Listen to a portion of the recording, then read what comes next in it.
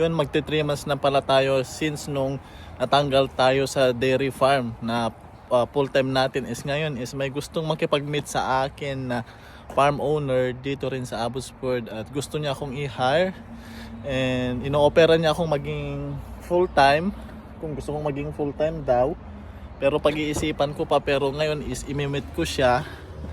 Malapit rin dati sa dati kong farm sa may Wellsline Road or something like that. Yan, pupuntahan natin at try natin i-meet siya. Sabi naman hindi kita pressure, pero kasi nalaman niya na wala na pala ako doon 3 months ago.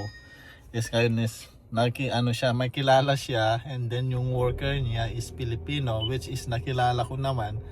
Ayun, minesis ako kagabi, ay kahapon nung nasa store pa ako, and itry nating i-meet up naman. Pero yun nga, kaya baguhan niya, samahan niyo muna akong mag-drive. Tapos na tayo at sisikapin natin na makapag-usap at kami ng maayos at kung ano yung mga pwede nilang i-offer. Ang maganda rin kasi sa dairy farm is napakalaking bagay yung bahay. Kaya kung mabibigyan tayo ng bahay, why not? Libre bahay, tapos medyo okay yung rate per hour na iano niya. Kaya ganun lang. Pero iiwan na ba natin ang sales? Hindi natin iiwan ang sales. Pero try muna tayo ngayon. Tayo sa pwede naman tayong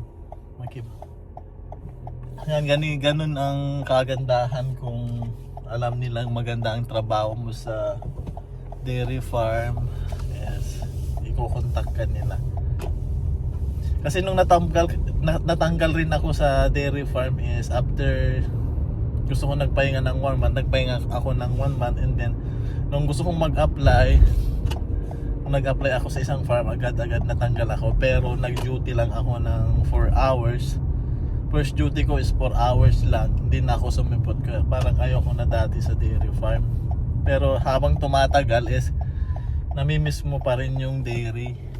Kaya siguro sa akin namimiss ko kasi yun yung passion natin. And another is yun ang degree natin sa Pilipinas, agriculture, tapos naging major natin is animal science. Kaya minsan kasi yung for almost hindi naman mahirap kasi 9 years sa dairy, tapos biglaan